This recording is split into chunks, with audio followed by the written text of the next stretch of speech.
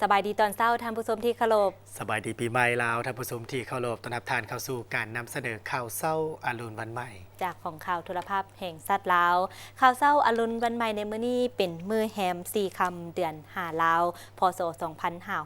2568กงกับวันพุธ16เมษายน2025นำเสนอข่าวภาคนี้จินดาศิพลาพร้อมด้วยข้าพเจ้าเจนนี่ศรีวิไลและในข่าวเช้าของพวกเขาในมื้อนี้ก็มีหลากหลายข่าวที่สำคัญมานำเสนอต่อประธานโดยเฉพาะแล้วก็แม่นบรรยากาศของการเฉลิมฉลองบุญปีใหม่ลาวประจำปี2025และในมื้อนี้วันที่16เมษายนก็เป็นมื้อที่3หรือว่าเป็นมื้อสังขารขึ้นของการเฉลิมฉลองบุญปีใหม่ลาวประจำปี2025นี้เจ้าเสือเลยว่าในมื้อนี้ก็เป็นมื้อสุดท้ายหลายท่านก็ยังคงมีแผนที่จะเดินทางไปท่องเที่ยวบางท่านก็แม่นกลับมาจากสถานที่ท่องเที่ยวเราเพื่อมาร่วมเฉลิมฉลองอยู่ที่บ้านเกิดหรือว่ามีการสมบัติสมมาตามฮิตของประเพณีอันดีงามของสัตว์ลาวเฮาเพื่อเป็นการขอพรในโอกาสส่งท้ายปีเก่าต้อนรับปีใหม่ลาวท่านผู้ชมที่เคารพข่าวเช้าทำอินนี้พาท่านผู้ชมไปเบิ่งภาพบรรยากาศของการเฉลิมฉลองส่งท้ายปีเก่าต้อนรับปีใหม่ลาวอยู่ที่นครหลวงวิจันทร์ซึ่งการนำนครหลวงวิจันทร์ก็ได้จัดพิธีอัญเชิญและโคดสูงพระพุทธรูปองค์คำเพื่อเป็นสิริมงคลและขอพรในโอกาสส่งท้ายปีเก่าต้อนรับปีใหม่ในเวลา 16 โมงวันที่ 14 เมษายน 2025ที่บริเวณกรมเรียนเดินพระธาตุหลวงได้จัดพิธีอัญเชิญและโคดส่งพระพุทธสุวรรณสาธารธรรมิกราชหรือพระพุทธรูปองค์คำลงสู่แทนโคดส่งเข้าร่วมโดยพระอาจารย์ใหญ่มหาเวทมาเสนัยห้องประธานศูนย์กลางองค์การพุทธศาสนาสัมพันธ์ลาวพร้อมด้วยคณะบริหารประจำการคณะกรรมการศูนย์กลางและพระมหาเถรานุเถระ30องค์มิทานอาจสะพังทองศรีพันดอนเจ้าของนครหลวงเวียงจันทน์พร้อมด้วยมวลชนชาวนครหลวงเวียงจันทน์เข้าร่วมท่านนางวิไลวรรณจันทรตีเจ้าเมืองไสเศรษฐาได้ให้สัมภาษณ์ต่อทีมข่าวโทรภาพแห่งชาติว่าการนำเมืองไสเศรษฐาร่วมกับคณะพักองค์การปกครองนครหลวงเวียงจันทน์และแผนกแถลงข่าววัฒนธรรมและท่องเที่ยวแนวเล้าสั่งชาติเท่าแก่แนวโฮมบ้านอ้อมข้างพระธาตุหลวงพร้อมด้วยพ่อแม่ประชาชนเมืองไสเศรษฐาร่วมกันจัดพิธีอัญเชิญพระพุทธรูปองค์คำลงโคดส่งเพื่อเป็นสิริมงคลคณะภาคองค์การปกครองเมืองไสเศรษฐาโดยภายใต้การชี้นำพาของคณะภาคองค์การปกครองนครหลวงเวียงจันทน์ทั้งองค์การปกครองเมืองไสเศรษฐาพวกเขาได้ร่วมกับทั้งแนวราวสั่งชาตินครหลวงเวียงจันทน์แผนกแถลงข่าววัฒนธรรมโดยท่องเที่ยวอำนาจการปกครองบ้านอ้อมข้างพระธาตุหลวงได้ร่วมกันมาทำพิธีโคดส่งพระพุทธสุวรรณสาธารธรรมิกราชหรือพวกเขาเอิ้นนำกันว่าพระพุทธรูปองค์คำในแต่ละปีก็ถือว่าทั้งองค์การปกครองเมืองพวกเขาก็ได้ร่วมกับภาคส่วนที่เกี่ยวข้องมาจัดพิธีโคดส่งองค์พระคำเนาะเพื่อเป็นสิริมงคลเลิกงามยามดีให้แก่ทั้งพ่อแม่พี่น้องประชาชนชาวเมืองไสเศรษฐาก็คือทั้งพ่อแม่ประชาชนชาวนครหลวงเวียงจันทน์และทั้งภายในและต่างประเทศที่ว่าได้มีโอกาสเข้ามาร่วมโคดส่งเอาพระพุทธรูปพระองค์คำเพิ่นลงโคดส่งเนาะถือว่าก็เป็นฮีตของประเพณีที่ว่าพวกเขาจัดกันในแต่ละปีผ่านมาก็อยู่ในทั่วเมืองไสเศรษฐาพวกเขากับวัดอื่นๆพวกเขาก็ได้จัดคือกันแต่ว่า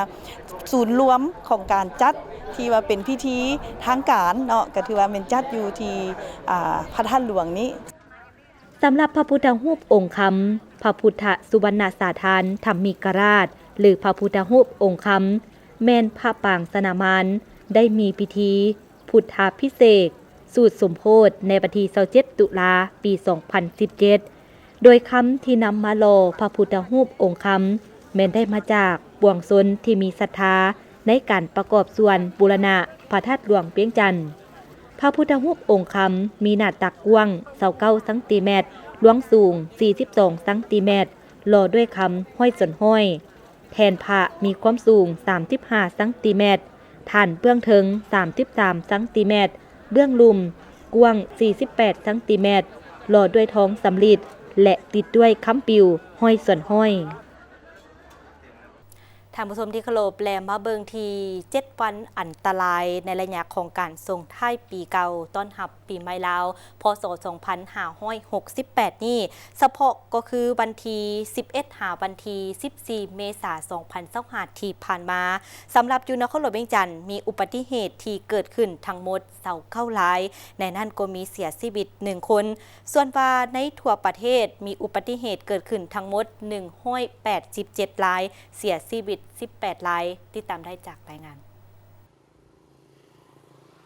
พันโทภูคำสมแพงพันธ์ห้องหัวหน้าแผนกตำรวจจราจรนครหลวงวิจันทร์ได้ให้สัมภาษณ์ต่อทีมข่าวโทรภาพแห่งชาติลาวว่าเฉพาะนครหลวงวิจันทร์ในระยะของการเฉลิมฉลองส่งท้ายปีเก่าต้อนรับปีใหม่ลาวนี้เห็นว่าการสัญจรบ่หลายเหมือนกับปีที่ผ่านมาอาจเป็นเพราะประชาชนจำนวนหนึ่งเดินทางไปท่องเที่ยวต่างแขวงส่วนตัวเลขการเกิดอุบัติเหตุในระยะของการป้องกัน7 วันอันตรายเฉพาะวันที่1หาวันที่14 เมษายนที่ผ่านมามีอุบัติเหตุเกิดขึ้นทั้งหมด29รายเสียชีวิต1รายในนี้พาหนะเปเพเล็กน้อย13คันเปเพสมควร43คันมีผู้บาดเจ็บเล็กน้อย10คนบาดเจ็บสมควร15คนเมืองที่เกิดอุบัติเหตุหลายกว่าหมู่แม่นเมืองสถานีรวม10รายสาเหตุหลักของการเกิดอุบัติเหตุย้อนการขาดสติในการขับขี่เส้นเมาแล้วขับขี่รถไว้เกินกำหนดและการเปลี่ยนทิศทางเดินที่บ่รับประกันซึ่งกลุ่มคนที่มาเกิดอุบัติเหตุแม่นอายุ20-50 ปีและมาเกิดอุบัติเหตุในตอนกลางคืนเฉพาะวันที่14 เมษายนที่ผ่านมามีอุบัติเหตุเกิดขึ้น5รายมีผู้บาดเจ็บเล็กน้อย1คนบาดเจ็บสมควร3คนบาดเจ็บสาหัส1คนส่วนตัวเลขของการเกิดอุบัติเหตุในทั่วประเทศในระหว่างวันที่11-14 เมษายนที่ผ่านมามีทั้งหมด187รายเสียชีวิต18คนเฉพาะในวันที่14 เมษายนมีอุบัติเหตุเกิดขึ้นทั้งหมด62รายพาหนะเปเพ106คันเสียชีวิต9คนหลวงพระบางมี2คนบริคำไซ2คนแขวงสยบุรีหัวพันเวียงจันทน์สารวันและอัตตปือแขวงละ1คนในช่วงปีใหม่ปีนี้เนาะเจ้าหน้าที่ตำรวจจราจรของพวกข้าพเจ้าลักๆก็แม่นลงเฮ็ดหน้าที่อำนวยความสะดวกให้แก่ผู้สัญจรโดยเฉพาะแก้ไขปัญหาการสัญจรแออัดและเฉพาะการสัญจรลักๆเส้นทางลักที่ว่าการสัญจรแน่นหนาปัจจุบันนี้มีอยู่ถนน3 แสนไทยเนาะเนื่องจากว่ามีบุตรเบียและก็เฮ็ดให้นักขับขี่จำนวนหนึ่งก็ถือว่าเอาถนนหนทางเป็นบ่อนจอดรถแล้วก็เป็นบ่อนม่วนซื่นเนาะซึ่งสร้างความเกะกะให้แก่การสัญจรหั่นเนาะแล้วก็เส้นทางที่2ก็แม่นถนนเศรษฐาธิราชโดยเฉพาะแม่นแถวหน้าวัดอินแปงวัดองค์ตื้อซึ่งเส้นทางดังกล่าวแม่นอยู่ในระยะปรับปรุงก่อสร้างเนาะเฮ็ดให้การสัญจรแออัดซึ่งมีมวลชนถือว่ามาบูชาเนาะสงฆ์พระตามเส้นทางดังกล่าวถือว่าคับค้าหนาแน่นฉะนั้นก็เรียกร้องผู้ที่ว่าจะมาส่งพระในเส้นทางดังกล่าวนี้ก็อยากให้ซอกสถานที่จอดรถไว้บนที่เหมาะสมแล้วก็ย่างเข้ามาเพราะว่าเส้นทางนี่ก็ถือว่าคับแคบหลายเนื่องจากว่ามีการก่อสร้างหั่นเนาะอยากเรียกร้องมายังผู้ขับขี่ทั้งหลายสิ่งสำคัญก็แม่นเอาใจใส่ปฏิบัติกฎจราจรอย่างเข้มงวดห้ามดื่มสิ่งมึนเมาแล้วขับขี่ห้ามใช้ความไวเกินกำหนดก่อนจะเลี้ยวซ้ายเลี้ยวขวาต้องเปิดไฟสัญญาณก่อนอย่างน้อยก็30 เมตรรับประกันความปลอดภัยและจริงข้ามก่อนจะซิ่งแซงขึ้นหน้าเนาะก็ต้องเบิ่งเห็นว่ามีความปลอดภัยรับประกันแล้วจริงแซงและสิ่งใดที่เป็นการเกะกะกีดขวางให้แก่การสัญจรเนาะเป็นอุปสรรคให้แก่คนอื่นรถคันอื่นก็ขอให้บรรดาทานหลีกเลี่ยงเฮ็ดจังได๋การเล่นบุญปีใหม่ปีนี้เนาะให้มีความเบิกบานม่วนซื่นกลับบ้านด้วยความปลอดภัยฉะนั้นข้าพเจ้าตั้งหน้าให้ตำรวจจราจรก็อยากขอฝากมายังนักขับขี่ทั้งหลายในทั่วประเทศโดยเฉพาะก็แม่นอยู่นครหลวงเวียงจันทน์ขอให้มีความเป็นเจ้าการในการปฏิบัติกฎจราจรอย่างเข้มงวดเห็นได้ก็ให้อุบัติเหตุและการสัญจรแออัดอยู่ในนครหลวงเวียงจันทน์นี้นับมือลดน้อยถอยลงเนาะแล้วก็สิ่งสำคัญการเล่นบุญปีใหม่ปีนี้เนาะเฮ็ดจังได๋ก็ให้มีแต่ความสุขความม่วนซื่นเต็มไปด้วยบรรยากาศฟดฟื้นเนาะเฮ็ดจังได๋ให้โชคดีปีใหม่ตลอดไปเนาะขอขอบใจ เพื่อเพิ่มทวีในการติดตามกวดการักษาความสงบและความเป็นระเบียบเรียบร้อยในระยะของการเฉลิมฉลองบุญปีใหม่ลาวพศ2568อยู่ในนครหลวงวิจันทร์เจ้าหน้าที่ตำรวจจราจรนครหลวงวิจันทร์ได้จัดกำลังทั้งหมด489สหายเพื่อทำการโฆษณาประจำจุดประจำป้อมจัดระเบียบกวดกาตามเส้นทางจุดกวดกาและคอยเหตุ147จุดในนี้4จุดกวดกา24ชั่วโมงเส้นทาง13เหนือ13ใต้เส้นทางเลขที่10และ11จุดประสงค์เน้นใส่ยานพาหนะที่เดินทางกลับบ้านและไปท่องเที่ยวซึ่งการกวดกาแมนถือเอาเวียกงานแนะนำศึกษาอบรมเป็นหลักสกัดกั้นนำใส่ความไวการดื่มสิ่งมึนเมาแล้วขับขี่เพื่อหลีกเลี่ยงการเกิดอุบัติเหตุหาประกันความสงบความเป็นระเบียบเรียบร้อยปลอดภัยในระยะของการเฉลิมฉลองปีใหม่ลาวในปีนี้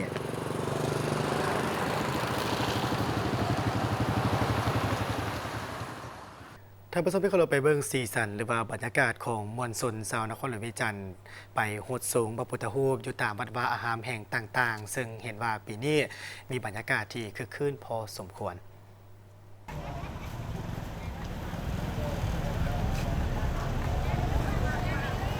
วันสังขารเนาเป็นมื้อที่2สำหรับการเฉลิมฉลองบุญปีใหม่ลาวซึ่งตรงกับวันที่15เมษายน2025มวลชนชาวนครหลวงวิจันทร์ได้ไปโหดสูงพระพุทธรูปตามวัดวาอารามแห่งต่างๆภายในนครหลวงวิจันทร์ที่ได้ปฏิบัติตามฮิตของประเพณีที่เคยสืบทอดกันมาแต่ปู่ย่าตานายเพื่อเป็นการโหดสงสะล่างสวยสิ่งที่บดีให้หมดไปทางเป็นการขอพรให้มีโชคมีชัยในโอกาสต้อนรับจุลสังกัดใหม่และเป็นสิริมงคลให้แก่ตนเองและครอบครัวให้ประสบพบพ่อแต่สิ่งดีๆเป็นสิริมงคลให้แก่ชีวิตตลอดไปสำหรับอยู่ทางวัดศรีสะเกษและวัดศรีเมืองทางคณะสงฆ์ของวัดก็ได้จัดให้มีกิจกรรมทางศาสนาเป็นเวลา5วันโดยแม่นมีพิธีอ่างเซินพระพุทธรูปลงหดสงฆ์การผูกแขนอวยพรให้แก่ออกตนญาติโยมที่มาทำบุญการตบพระธาตุทรายและการสูตรพระธาตุทรายตามฮิตของประเพณีพิเศษอยู่ทางวัดศรีเมืองก็ได้มีพิธีสูตรและซักอนิจจาให้อดีตการนำที่ได้ล่วงลับไปแล้ววัดศรีสะเกษเป็นอีกวัดหนึ่งอยู่ในนครหลวงเวียงจันทร์ที่มีบรรยากาศแห่งการเฉลิมฉลองบุญกุศลสงกรานต์ปีใหม่ลาวซึ่งเฮาได้เริ่มมาตั้งแต่วันที่13ในการก้าเกียมสถานที่และวันที่14ในมื้อวานมีกิจกรรมในการแห่พระพุทธรูปอยู่ในวัดอัญเชิญพระพุทธรูปได้ลงมาสู่สถานที่จุดที่จะหดสงฆ์เพราะว่าตัวโยมที่เดินทางมาจากทั้งภายในและต่างประเทศมาเป็นจำนวนหลายเมื่อวานนี้ก็ถือว่าภาคเช้ามีตอนเช้ามีกิจกรรมในการแห่พระพุทธรูปลงมหรสงฆ์หลังจากแห่พุทธรูปลงมหรสงฆ์และภาคบ่ายมีกิจกรรมในการที่ให้ออกตนโยมได้มาสร้างน้ำกระทำบุญด้วยการปอนกองบุญด้วยการใส่บาตรด้วยการผูกแขนและมีการสงพระพุทธรูปในหลายจุดที่ยัดเยียมไว้ออกตัวโยมและมื้อนี้วันที่15ภาคเช้าก็ได้ก้าเกียมสถานที่ภาคบ่ายอีกจักหน่อยเขาจะมีวิธีในการก่อพระธาตุทรายเจดีย์ทรายและก็จะถวายเจดีย์ทรายถวายเครื่องท่านต่างๆในภาคบ่ายของวันที่15ในมื้อนี้และวันที่16ในมื้ออื่นวันที่16ในมื้ออื่นในภาคเช้าเฮาก็จะมีพิธีในการสมมาคารวะพระอาจารย์ใหญ่มหาเวทมเสนัยซึ่งเป็นพ่อแม่ครูบาอาจารย์องค์ห้องประธานศูนย์กลางอพสในเวลาตอน 9:00 นในมื้ออื่นหลังจากศิษยานุศิษย์ได้ทำพิธีในการสมมาคารวะแล้วก็จะได้ภาคบ่ายก็จะมีพิธีสงฆ์พระพุทธรูปไปจนหมดมื้อและวันที่17ทางวัดศรีสะเกษจะมีพิธีบาสีสู่ขวัญพระพุทธรูปบาสีสู่ขวัญญาทานใหญ่พร้อมด้วยพระสงฆ์องค์เนรสำหรับกิจกรรมอยู่ที่วัดศรีเมืองในการเฉลิมฉลองบุญปีใหม่ก็คือเมื่อวันที่14ตอนเช้าก็มีการแห่เครื่องสักการะบูชามเหสักหลักเมืองถวายน้ำอบน้ำหอมและอาราธนาพระพุทธรูปลงพดสงฆ์โดยมีทั้งการนำขันเมืองก็คือทางฝ่ายสงฆ์และฝ่ายฆราวาส นอกจากนั้นแล้วก็เป็นมือวันที่15ก็คือมือวันสังขารเนาก็คือมือกลางระหว่างปีเก่ากับปีใหม่ทางวัดศรีเมืองก็ได้มีกิจกรรมตอนรับขับสู่ออกตนญาติโยมที่มาทรงพระพุทธรูปมัดคอต่อแขนอีกอันนึงก็เป็นกิจกรรมที่สำคัญประจำมือก็คือการเฮ็ดบุญอุทิศหาอดีตการนำกรมการเมืองทาง7ฐานอยู่ที่เพิ่นมีรายชื่ออยู่ในฐานผู้นำอยู่ที่เมืองเวียงไซก็เป็นการฮดสงฆ์พระพุทธรูปตามปกติสำหรับมือสุดท้ายทางวัดศรีเมืองเฮาก็แม่นเปิดให้ทางออกตนญาติโยมมาฮดสงฆ์ตาม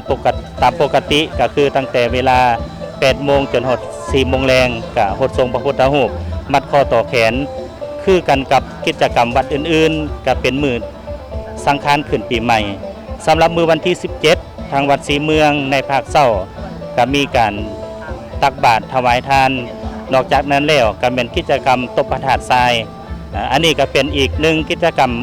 ที่สำคัญในบุญปีใหม่ก็คือการตบพระธาตุทรายสำหรับวันสังขารเนาหลายครอบครัวก็ได้พากันฮดส่งน้ำผ้าและอยู่บางครอบครัวที่มีเงินไขแดก็ได้มีการสมบัติสมมาการกล่าวขอขมาลาโทษให้กับผู้เป็นพ่อแม่และผู้สูงอายุที่ได้มีการกระทำผิดพลาดและล่วงเกินบ่ว่าจะเป็นการกระทำด้วยกายวาจาใจก็ดีเพื่อรักษาไว้ถึงฮิตของประเพณีอันดีงามของชาติสบายดีปีใหม่มื้อนี้เนาะข้าพเจ้าก็ได้มาวัดศรีเมืองป้าใหม่ปีใหม่ก็ได้มาโพสต์ส่งพระพุทธรูปเนาะเพื่อขอพรสักการะศักดิ์สิทธิ์เนาะที่ว่าจะเฮ็ดให้ครอบครัวว่าเรียกการงานก็ขอให้มีความสุขความเจริญเนาะแล้วก็ขอให้พ่อแม่ประชาชนที่ว่าได้มาส่งพระหรือว่าได้มาขอส่งในปีใหม่นี้ก็ขอให้มีแต่ความสุขความเจริญเนาะในหน้าที่เวียกงานแล้วก็ครอบครัวเนาะเจ้านี่ข้าพเจ้าก็ได้มาขอส่งอยู่วัดศรีเมืองเนาะก็ขอให้สุขภาพแข็งแรงญาติพี่น้องแล้วก็ประชาชนทุกคนให้สุขภาพแข็งแรงเห็นว่าสาวพุทธพวกเขาก็มีความตื่นเต้นเนาะแต่ละปีก็มีคึกคืนปีนี้ก็คึกคืนเนาะถือว่าสาวลาวทุกคนเขามีแต่ละคนมีความเอาใจโดยเฉพาะกับครอบครัวข้าพเจ้ากับภาคภูมิใจที่ได้มาส่งนำพระส่งเนาะหมดทุกวัดเนาะในโอกาสปีใหม่2025ในอวยพรให้เมื่อทุกครอบครัวเนาะและเมื่อทุกคนที่ได้มาส่งนำพระเนาะแล้วก็ได้ทำบุญอยู่ในเรือนขอให้มีสุขภาพแข็งแรงมีความเจริญรุ่งเรืองเมื่อทุกคนเนาะในโอกาสของการเฉลิมฉลองบุญปีใหม่ลาวนี่ทีมข่าวโทรภาพแห่งชาติลาวขอฝากถึงผู้สวมใส่ยานพาหนะอย่างมีสติปราศจากการดื่มสิ่งมึนเมาแล้วขับขี่เพื่อเป็นการหลีกเลี่ยงอุบัติเหตุหาประกันความสงบความเป็นระเบียบเรียบร้อยความปลอดภัยในระยะของการเฉลิมฉลองปีใหม่ลาว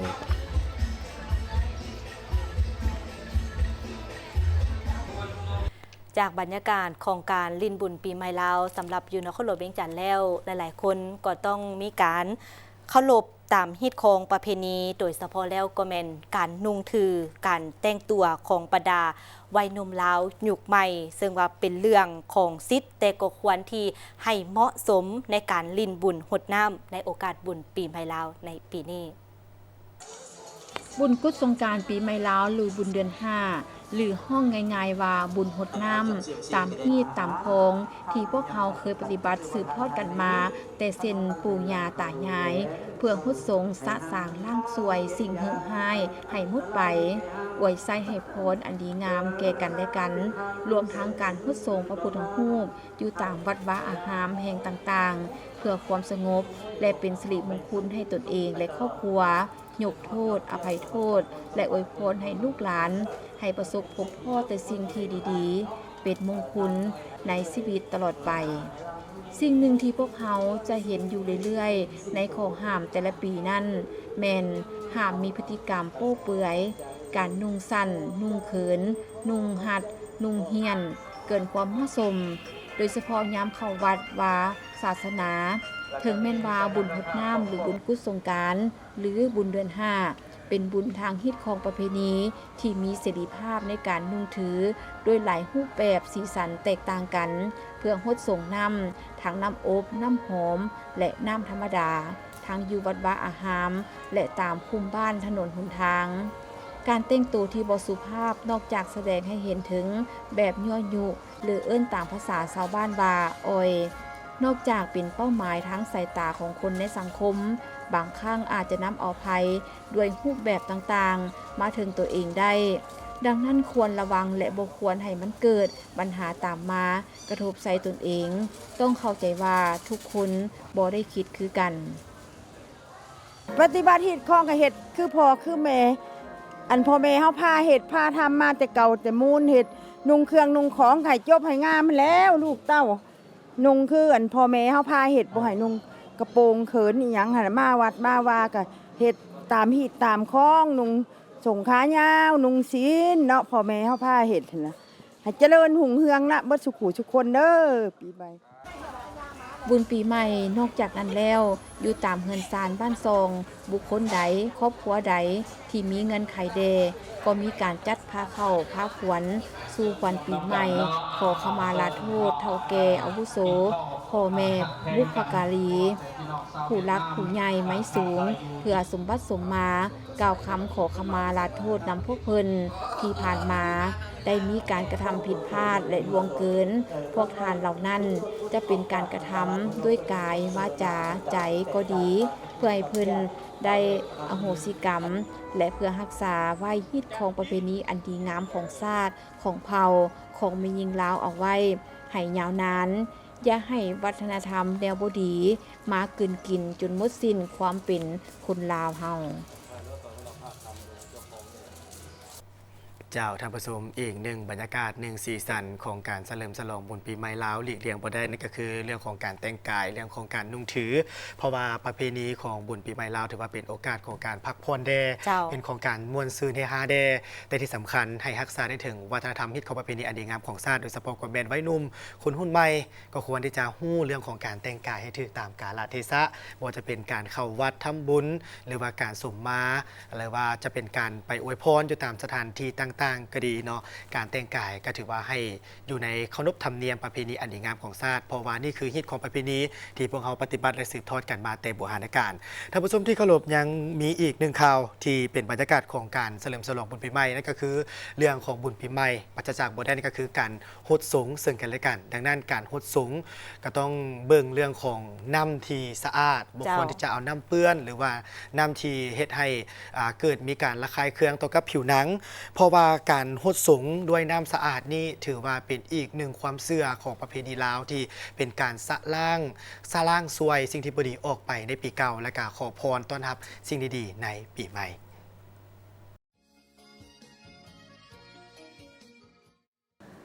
โดยทั่วไปแล้วการคำนวณบุญปีใหม่ลาวจะคำนวณตามหลักโหราศาสตร์โบราณลาว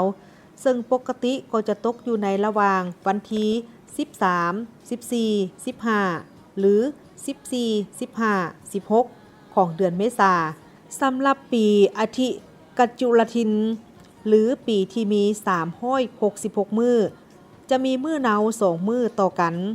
ในเวลา3มื้อหรือ4มื้อของการฉลองบุญปีใหม่ลาวมื้อทำอิฐก็จะเป็นมื้อสังขารหลวงมื้อที่2จะเป็นวันเนามื้อสุดท้ายก็จะเป็นมื้อสังขารขึ้นหรือเอิ้นว่ามื้อขึ้นปีใหม่ลาวมื้อสังขารหลวงเป็นมื้อทำอิฐของการฉลองปีใหม่ลาวโดยทั่วไปเจ้าของเฮือนก็จะอนามัยเฮือนซานให้สะอาดงามตาพร้อมทั้งห่างหากะเกียมดอกไม้เครื่องหอมจัดแต่งผ้าขาวผ้าหวานเพื่อไปถวายให้พระสงฆ์อยู่วัดหลังเวลาถวายเพลแล้วพระสงฆ์ก็จะอัญเชิญพระพุทธรูปลงจากบัลลังก์หรือบุษบกเพื่อให้พุทธศาสนิกชนได้ฮดสงฆ์ด้วยน้ำอบน้ำหอมที่กะเกี่ยมไว้ให้เป็นสิริมงคลแก่ตนและครอบครัวพ่อเฮือนแม่ศาลก็จะพร้อมกันกับเต่าเมื่อเฮือนเพื่ออาราธนาพระพุทธรูป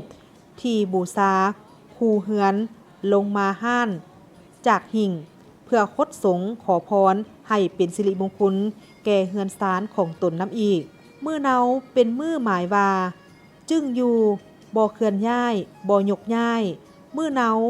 ยังหมายถึงมื้อที่อยู่ในระหว่างกลางของการเปลี่ยนสังกาศหรือการเปลี่ยนปีจุลศักราชจากมื้อสังขารหลวงหรือมื้อส่งท้ายปีเก่าเพื่อต้อนรับปีใหม่มื้อสังขารขึ้นหรือมื้อปีใหม่ตามปฏิทินแล้วเพื่อกะเกียมบุญปีใหม่ลาวพระสงฆ์สามเณรจะเนาอยู่วัดเพื่อสูตรมงคลให้พรฝ่ายคฤหัสถ์จะพร้อมพากันจัดแห่นางสังขารที่ได้ประกวดคัดเลือกกันมาแล้วการแห่มโหรสพต่างๆจะค่ายคือกันในทั่วประเทศมื้อสังขารขึ้นเป็นมื้อขึ้นปีใหม่ลาวและปีจุลศักราชจะเลื่อนตัวเลขขึ้นอีก1ปีพร้อมเดียวกันก็จะเป็นมื้อสุดท้ายของการฉลองปีใหม่ลาวมื้อสังขารขึ้นหรือมื้อขึ้นปีใหม่ยังถือเป็นวันโฮมญาติพี่น้องและจะถือเอาโอกาสนี้เป็นการสมบัติสมมาผู้มีพระคุณของตนอันมีพ่อแม่ผู้เฒ่าผู้แก่ประจำวงตระกูลและบุคคลที่เฮาเคารพเสน่ห์ของบุญปีใหม่ลาวแม่นการใช้น้ำสะอาดคดสงเพื่อเป็นการทรงคำอวยพรซึ่งกันและกันพร้อมเดียวกันนี้ก็มีการก้าเกี่ยมน้ำสะอาดที่ปรุงด้วยน้ำอบน้ำหอมขีมินมีดอกไม้นานาชนิดเพื่อนำไปคดสงพระพุทธรูปและคดสงผู้ใหญ่หลายคนจึงเอิ้นบุญปีใหม่ลาวอีกชื่อหนึ่งว่าบุญหดน้ำการสมมาคือการยอมรับสำนึกผิดในสิ่งที่ตนได้ละเมิดล่วงเกินหรือประพฤติบ่ดีต่อบุคคลที่อยู่สูงกว่าตนบ่ว่าจะด้วยกายวาจาใจก็ตามในพิธีสมมาลูกหลานจะแต่งขันห้าเพื่อขอขมาพ่อแม่เฒ่าแก่และบุคคลที่ตนเคารพพร้อมทั้งขอละโทษอันจะเป็นบาปเป็นกรรมแก่ตนในภายภาคหน้าแล้วจากนั้นก็จะคดสงล่างซวยพวกเพิ่นพร้อมเดียวกันนี้ผู้ที่อยู่ในวงการศิลปกรรมเช่นนาฏศิลป์นักฟ้อนนักดนตรีสร้างภาพสร้างขวดสร้างปั้นนักกวีนักแต่งนักแสดงนักประดิษฐ์และอื่นๆจะพร้อมพากันมาเต้าโฮมเพื่อแสดงความฮู้บุญคุณต่อครูบาอาจารย์ซึ่งเป็นประเพณีให้ลูกหลานได้สืบทอดกันต่อๆมาในพิธีนี้เครื่องบูชาแบบล้าวเดิมจะประกอบด้วยหมากพร้าวหมากกล้วยค้ำหมากยาเส้นเครื่องหอมต่างๆและดอกไม้ขาวนานาพันธุ์องค์ประกอบตัวแทนครูบาอาจารย์แม่นปู่ฤาษีและองค์พระคเนศพร้อมด้วยหัวโขนตัวละครในวรรณกรรมเรื่องต่างๆจุดเด่นอีกอย่างหนึ่งของการฉลองในมื้อขึ้นปีใหม่ลาวก็คือผู้คนจะพากันแห่ลงหาดลงดอนเพื่อตบหาดทรายอันหมายถึงการตบปั้นสันแต่งดินทรายให้เป็นธาตุหรือเป็นสามธาตุค่ายดังรูปปั้นและตบแต่งย่องด้วยทุงทิวสัตว์พาหนะประจำตัวของนางสังขารที่เอิ้นว่าสัตว์12ราศีพระประจำวันเกิดและลิงลายมงคลต่างๆเพื่อเป็นการบูชาผู้รักษาแหล่งน้ำในวัดที่สร้างใหม่ออกตนญาติโยมจะถวายดินทรายให้แก่วัดโดยเชื่อว่าตนได้ร่วมเป็นส่วนหนึ่งในการสร้างถาวรวัตถุให้คงอยู่เป็นแกนสารในพุทธศาสนาแต่นี่เมื่อเบื้องหน้าในตอนค่ายแรงของวันเดียวกันพระสงฆ์ในวัดก็จะลั่นข้องไซและตีกองใหญ่เพื่อเตือนบอกถึงการขึ้นสังกัดปีใหม่ลาวส่วนฝ่ายคฤหัสถ์จะพร้อมพากันอาราธนานิมนต์องค์พระพุทธรูปที่มีไว้บูชาในเฮือนศาลมาเสร็จคัดให้เงางามก่อนที่จะนำขึ้นสู่หิ่งห้านที่จัดแต่งด้วยเครื่องหอมธูปเทียนจึงพาลูกหลานไหว้พระหับศีลในตอนหัวค่ำจึงถือว่าครบถ้วนบริบูรณ์ในการฉลองปีใหม่ลาว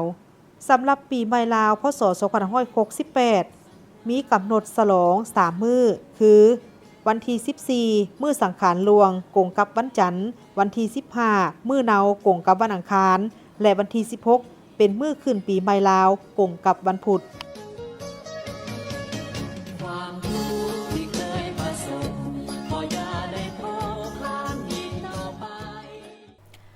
มาเบิ่งที่การรายงานของกู้ภัยมูลนิธิจีน 1628 นครหลวงเวียงจันทน์ได้ประกอบส่วนการช่วยเหลือกู้ภัยจากอุบัติเหตุอยู่ตามท้องถนนในเบื้องต้น 30 กว่ากรณีนับตั้งแต่วันที่ 10 หาวันที่ 14 เมษายน 2025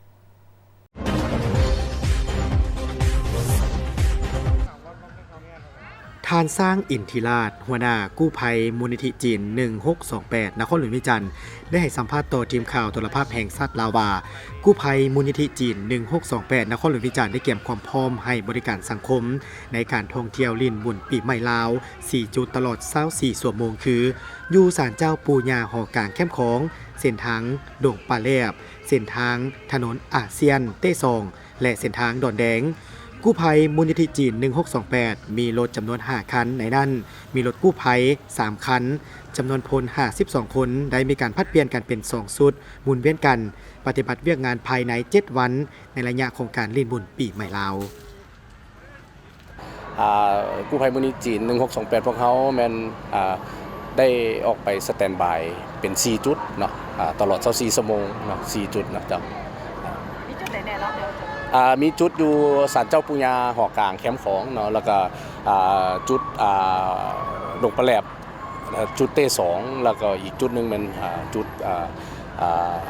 เส้นทางกวมเอาเส้นทางเมืองสีโคตรเจ้าเบื้องต้นเนาะรถพวกเขาเนาะยานพาหนะหันแม่นมี5คัน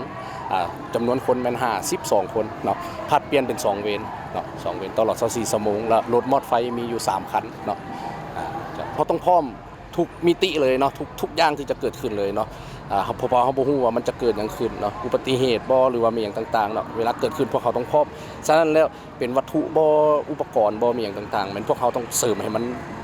เพียงพอรับใช้ใน7วันอันตรายนี้ครับนับตั้งแต่วันที่ 10 หาวันที่ 14 เมษายน 2025 ได้มีการเกิดอุบัติเหตุถึงท้องถนนหลายกว่า 30 กรณีที่ทางมูลนิธิกู้ภัย 1628 ได้ประกอบส่วนช่วยเหลือกู้ภัยเบื้องต้นก่อนนำส่งไปที่ห้องหมออุบัติเหตุส่วนหลายสาเหตุมันมาจากการเมาแล้วขับขี่ยานพาหนะบ่ปฏิบัติตามกฎระเบียบจราจรต่อกับเหตุการณ์ดังกล่าวยังโฮมายังพ่อแม่ประชาชนทั้งหลายท่องเที่ยวปีใหม่กินดื่มให้มีสติมีความพอดีเมื่อดื่มหลายรู้สึกว่าเมาแล้วบ่ควรขับขี่ยานพาหนะอย่างเด็ดขาดเพื่อหลีกเว้นอุบัติเหตุที่จะเกิดขึ้นตามมาซึ่งอาจจะเป็นการเสียหายเวลาทรัพย์สินและชีวิตได้สำหรับการปฏิบัติหน้าที่เวียกงานกู้ภัยของมูลนิธิจีน 1628 นครหลวงเวียงจันทน์ในการรับส่งคนเจ็บในระยะนี้สิ่งที่เป็นอุปสรรคกีดขวางแม้นการสัญจรตามท้องถนนเห็นว่าเส้นทางบางเส้นพร้อมสมแปลงจึงให้ไทยรถกู้ภัยเข้าถึงยากและมีความสักซ่าบริษัท FMB พัฒนาเทคนิคและการค้าจำกัดโซลูมและศูนย์ซ่อมแปลงรถที่ทันสมัยที่ได้รับความไว้วางใจจากลูกค้าตลอดมาในการบริการโดยทีมงานคุณภาพพร้อมมอบข้อเสนอที่ดีที่สุดให้กับลูกค้าและพวกเขายังมีทีมงานสร้างที่มีประสบการณ์สูงสามารถวิเคราะห์ปัญหาแก้ไขปัญหาให้ถูกจุดและว่องไวสถานที่ตั้งอยู่บ้านดุงเมืองไซเศรษฐานครหลวงเวียงจันทน์ติดกับไฟแดงนาควายเส้นทาง450 ปีสามารถติดต่อเบอร์โทรและ WhatsApp 021-218-585 และ 020-554-67308 Facebook FMB Development Technical and Commercial Company Limited อีเมล fmbcarshowroom99@gmail.com นึกถึงโซลูมและศูนย์ซ่อมแปลงรถให้นึกถึงบริษัท FMB พัฒนาเทคนิคและการค้าจำกัด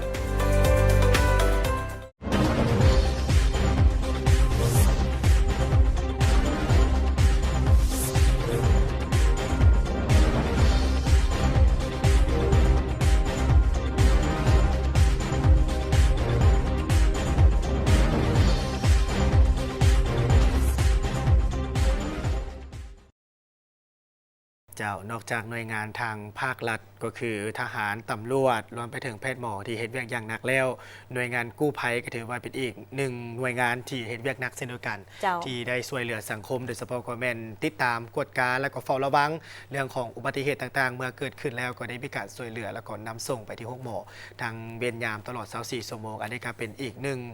หน่วยงานที่เฮ็ดเวียกอย่างหนักทีมงานโทรภาพแห่งชาติลาวของพวกเราก็ขอแสดงความสมเสยแล้วก็เป็นกำลังใจให้ท่านผู้ชมไปเบิ่งเรื่องของกิจกรรมอีกหนึ่งกิจกรรมที่จัดขึ้นในช่วงระยะบุญปีใหม่ลาวอยู่ที่นครหลวงพระบางแขวงหลวงพระบางนั่นก็คือ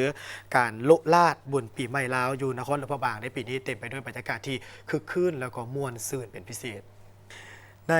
วันที่ 14 เมษายน 2025 ซึ่งกลุ่มกับมือแฮม2คำเดือน 5 พศ 2567 องค์การปกครองนครหลวงพระบางก็ได้มีการสมทบกับองค์การปกครองแขวงหลวงพระบางจัดกิจกรรมโลลาดหรือว่าลงตลาดนัดแบบมวลชนในโอกาสของบุญปีใหม่ลาวอยู่เส้นทางกลางเมืองโดยเริ่มแต่3แยกบ้านจุ่มข้องหา3แยกแผนกโยธาธิการและขนส่งโดยมีพ่อค้าแม่ค้าเซ้าขายทั้งภายในและต่างประเทศแล้วรวมไปถึงแขวงอ้อมขว้างเนาะและก็พร้อมด้วยประชาชนภายในหลวงพระบางเองได้นำเอาสินค้ากสิกรรมหัตถกรรมผลิตภัณฑ์ที่เฮ็ดจากสีไม้ลายมือของตนรวมทั้งเครื่องนุ่งห่มอาหารการกินที่เป็นเอกลักษณ์ของชาวหลวงพระบางและเครื่องใช้สอยมาประกอบพิธีกรรมในงานบุญปีใหม่ลาวมาวางแสดงแล้วก็เป็นจำนวนหลวงหลายเลยกิจกรรมของการโลลาดหรือว่าการลงตลาดนัดแบบมวลชนอยู่นครหลวงพระบางเมืองมรดกโลกในแต่ละปีแม่นจัดขึ้น2ครั้งคือโอกาสบุญปีใหม่ลาวและโอกาสบุญห่อข้าวประดับดินหรือว่าบุญสวงเหือเดือนเก้าซึ่งสินค้าที่นำมาวางขายส่วนใหญ่ก็จะเป็นสินค้าหัตถกรรมอุตสาหกรรมหรือว่าเครื่องนุ่งห่มเครื่องปลาของดงเครื่องอุปโภคบริโภคเครื่องใช้ในครัวเรือนเครื่องกินดื่มประเภทหมักไหม้ตามฤดูกาลต่างๆพร้อมทั้งบรรดาสัตว์สาวาสิ่งหลากหลายชนิดเพื่อนำมาปล่อยหรือว่ามาโพดอันดังที่หูบรรทานเห็นในปัจจุบันนี้ซึ่งนอกจากนั้นก็ยังมีเครื่องประกอบพิธีกรรมในมือสังขารหลวงรวมทั้งผลิตภัณฑ์อื่นๆเข้าร่วมงานตลาดนัดแบบมวลชนในครั้งนี้โดยท่านคำขันจันทวิสุขเจ้าแขวงหลวงพระบางพร้อมโดยการนำขันแขวงแล้วก็เจ้านครเมืองมวลชนภายในและต่างประเทศเห็นได้ว่าเต็มไปด้วยบรรยากาศคึกคืนมวลซื่นส่วนหลายแล้วก็จะแม่นมวลชนจากทุกสารทิศที่ไปเต้าโฮมกันอยู่ที่นครหลวงพระบางเพราะว่าเอิ้นว่าเป็นจุดใจกลางก็ว่าได้สำหรับการเฉลิมฉลองบุญปีใหม่ลาวถือว่าดังที่บรรดาท่านได้เห็นบรรยากาศของกิจกรรมบุญโลลาดอยู่ทางแขวงหลวงพระบางซึ่งบัดมือทำอิฐของการเฉลิมฉลองบุญปีใหม่ลาวก็จะมีฝนตกในตอนเช้า แต่ว่ามวลชนก็ยังให้ความสนใจในการเข้าร่วมกิจกรรมดังกล่าวโดยเฉพาะแล้วในปีนี้กิจกรรมอยู่ทางแขวงหลวงพระบางก็มีหลากหลายกิจกรรมในการเฉลิมฉลองบุญปีใหม่ลาวนอกจากกิจกรรมโลลาดแล้วก็ยังมีกิจกรรมโดยเฉพาะแล้วก็เป็นกิจกรรมอื่นๆที่ว่าติดพันกับฮีตของประเพณีที่ปฏิบัติกันมาตั้งแต่ปู่ย่าตายายโดยเฉพาะในวันที่14ก็คือในตอนบ่ายวันที่14 เมษายน 2025ซึ่งกลุ่มกับมือสังขารหลวงมวลชนชาวนครหลวงพระบางเมืองมรดกโลกก็ได้ร่วมสืบสานประเพณีการไปตักน้ำเที่ยงของปู่เยอญาเยอโดยได้มีการแห่ขบวนออกจากหอเทพดาหรือว่าหอเทพดาหลวงในปัดฟ้าอาหามอุตตมาธานีไปตามเส้นทางแต่บ้านวิสุนหาบ้านมือนาลงไปหาทาน้ำคานเพื่อตักเอาน้ำเที่ยงแล้วเฮกลับคืนสู่หอโดยก็ได้มีมวลชนเข้าร่วมขบวนเป็นจำนวนหลวงหลายในระยะที่ผ่านมาฮีตของประเพณีที่ติดพันกับปู่เยอญาเยอหรือหอเทวดาหลวงแม้ได้รับการเคารพนับถือมาหลายเซนคนซึ่งกิจกรรมของปู่เยอญาเยอล้วนแต่เป็นประเพณีที่สำคัญของชาติก่อนจะนำเอาปูเยอญาเยอออกไปเคลื่อนไปนั่นก็ต้องได้มีการเฮ็ดพิธีทางศาสนาเสียก่อนโดยแม่นครอบครัวพงสวรรค์ได้นำพาลูกหลานและประชาชนประดับเผ่าพร้อมกันอนุรักษ์วัฒนธรรมการเสื้อถือนี่มาโดยตลอดแต่พอมาฮอดปีใหม่ลาวทุกๆปีก็ได้มีการนำพิธีทางศาสนาเพื่อบูชาแด่ปูเยอญาเยอด้วยอาหารหวานข้าวตามประเพณีสำหรับเฉพาะกิจกรรมการเอาน้ำเที่ยงนี่แม้นเป็นประเพณีหนึ่งที่ว่าสำคัญซึ่งจะมีขึ้นในมื้อสังขารหลวงของทุกๆปีตามการบอกเล่าของคนบูฮานในระยะผ่านมา ปูเยอะยาเยอได้ไปตักเอาน้ำคานทีทาผาบังหรือเอิ้นว่าทาไอ้คำลาไอ้หงคำหนึ่งในตำนานนาค15 ตระกูลที่เป็นเจ้าหักษาแม่น้ำในหลวงพระบางแต่มาฮอดหลายปีผ่านมาได้ขออนุญาตนำพระเมธรณีและพญานาคเปลี่ยนทามาตักเอาน้ำเทียงอยู่เบื้องถึงปากห้วยเมาซึ่งเอิ้นว่าทาไอ้แอน้อยพอน้ำเทียงถือว่าเป็นน้ำศักดิ์สิทธิ์สะอาดบริสุทธิ์เพื่อเอาไปไว้ฮดส่งองค์พระบางในมืออังเซินองค์พระบางลงมาฮดส่งและฮดส่งธาตุนาหอตามนิทานเล่าขานสืบต่อกันมาหลายเซนคนปูเยอยาเยอแม่นผู้ที่ตัดเครือเขากาดใหญ่ที่บังแสงสว่างจากดวงอาทิตย์มาสู่โลกมนุษย์ภายหลังที่ได้ตัดเครือเขากาดสำเร็จแล้วทั้งสองไม่ได้ถือเครือเขากาดล้มทับจนเสียชีวิตแต่ก่อนที่จะตัดเครือเขากาดนั้นปูเยอยาเยอก็ได้ห้องขอกับมวลมนุษย์ว่าก่อนจะเดินทางไปทางใดหรือจะกระทำอันใดก็ขอให้นึกถึงบุญคุณของตนเองทั้งสองชาวลาวปะดาเผาโดยเฉพาะก็แม่นชาวนครหลวงพระบางเมืองมรดกโลกซึ่งมักจะลงท้ายทุกถ้อยคำเบ้าด้วยสระเป็นต้นก็แม่นไปเย่อมาเย่อกินเย่อและนอนเย่อเจ้าอีกหนึ่งตำนานแล้วก็เรื่องเล่าที่ติดพันกับประเพณีบุญปีใหม่ลาวโดยเฉพาะก็เป็นการกำเนิดโลกมนุษย์เนาะก็เป็นนิทานพื้นเมืองที่ติดพันกับคนลาวมาแต่โบราณเรื่องปูเยอยาเยอเห็นได้ว่ามีพิธีกรรมต่างๆที่ปิ่นอ้อมหลากหลายอยู่ที่หลวงพระบางซึ่งโฆษกเองก็ได้มีโอกาสไปสัมผัสกับบรรยากาศอยู่ที่หลวงพระบางมาแล้วในวันที่12-13ก็เห็นได้ว่ามีหลากหลายกิจกรรมส่วนหลายก็แม่นมวลชนนครหลวงวิจารณ์เฮานี่แหละแล้วก็แข่งอื่นๆที่ไปท่องเที่ยวอยู่ที่นั่นเนาะนับตั้งแต่มื้อวันที่12ผลมีประกวดนางสังขารมาแล้วก็มีอีกหลากหลายกิจกรรมการแห่สร้างเฮียงเกยแด่เนาะรวมไปถึงกิจกรรมที่เฮานำเสนอไปเมื่อกี้นี้และนอกจากนั้นท่านผู้ชมอยู่ที่หลวงพระบางเนาะก็ยังมีการจัดกิจกรรมก็คือตบพระธาตุทรายอยู่ที่ดอนทรายมงคลเมืองจอมเพชรแขวงหลวงพระบางก็เป็นอีกหนึ่งกิจกรรมที่ปิ่นอ้อมในการเฉลิมฉลองบุญปีใหม่ลาวซึ่งได้จัดขึ้นในวันที่14 เมษายนนี้ท่านผู้ชมเนาะเป็นมือสังขารหลวงซึ่งภายหลังที่มีการสำเร็จการลุลาดแบบมวลชนแล้วในตอนบ่ายมาของวันเดียวกันก็ได้มีการลงตบพระธาตุทรายอยู่ที่ดอนทรายมงคลเมืองจอมเพชรโดยเริ่มจากการบาสีการนำของแขวงเมืองนครหลวงพระบางแล้วก็มีการบวชพระธาตุทรายเพื่อเป็นสิริมงคลให้แก่ชีวิตท่านบุญมีเพชรสนุหักเนาะท่านผู้ชมท่านบุญมีเพชรสนุหักห้องหัวหน้าห้องการแถลงข่าววัฒนธรรมและท่องเที่ยวเมืองจอมเพชรให้สัมภาษณ์ว่าการตบพระธาตุทรายอยู่ที่ดอนทรายมงคลเมืองจอมเพชรมีนิทานที่กล่าวกันมาหลายเส้นคนสืบทอดกันมาว่าเท่าจันทพานิชซึ่งเป็นพ่อค้าผู้เขี้ยวหมากได้มีการโทรเรือมาพักอยู่ดอนทรายแห่งหนึ่งแล้วพบเห็นเม็ดทรายที่ขาวสะอาดดังนั้นท้าวจันทพานิชจึงได้กอบโกยเอาเม็ดทรายนี่ขึ้นมาเป็นกองพร้อมทางได้มีการอธิษฐานขอพรจากสิ่งศักดิ์สิทธิ์พอฮอดตอนเศร้ากองทรายที่เล้ากองขึ้นนั้นได้กลายเป็นกองคำอย่างมหัศจรรย์จากนั้น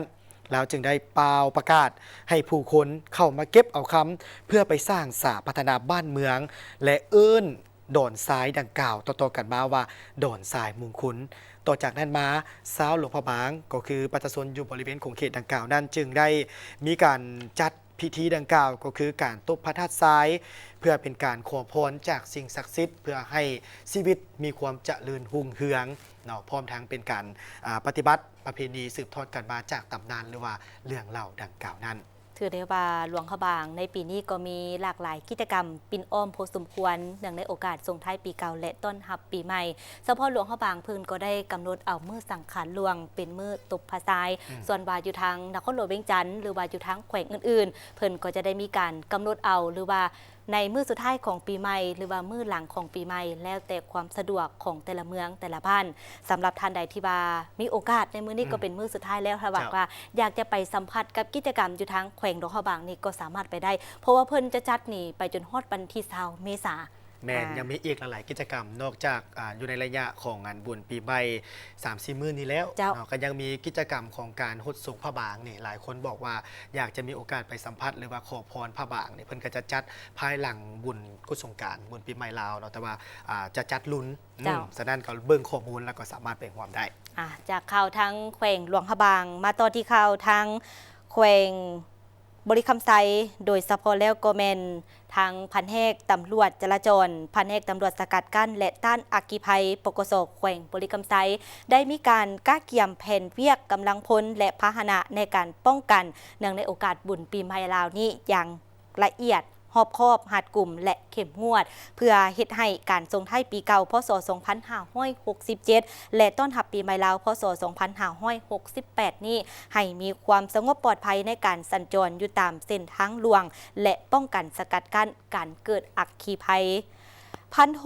สุริจันทร์ศรีรัตน์ดวงใจห้องหัวหน้าแผนกตำรวจจราจรปกสแขวงก็ได้รายงานให้ฮู้ว่าเพื่อรับประกันในการเฉลิมฉลองบุญปีใหม่ลาวพศ 2568 นี้ให้มีความเบิกบานม่วนซื่นและมีความปลอดภัยจากอุบัติเหตุอยู่ตามท้องถนนและปัญหาอัคคีภัย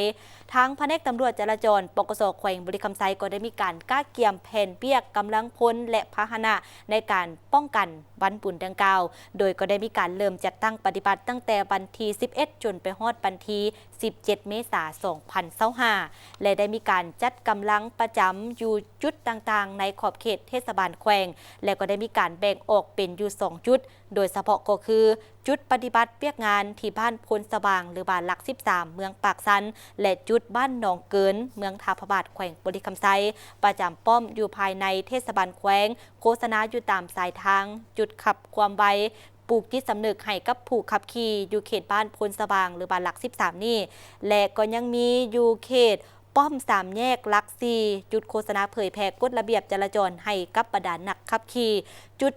ตั้งจุดกวดกาเคลื่อนที่และจุดประจำการอยู่ห้องการเพื่อคอยเหตุและแก้ไขเปียกงานเฉพาะนอกนั้นก็ยังมีกองกำลังตำรวจจราจรกำลังตำรวจมอดไฟอยู่บรรดาปกสเมือง7 เมืองตื่มอีกถ้าหากว่ากรณีมีเหตุการณ์ใดที่บักเกิดขึ้นก็จะได้มีการฮีบห้อนเข้าไปสกัดกั้นและแก้ไขอย่างทันการ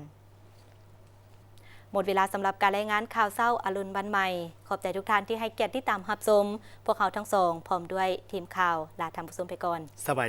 ดี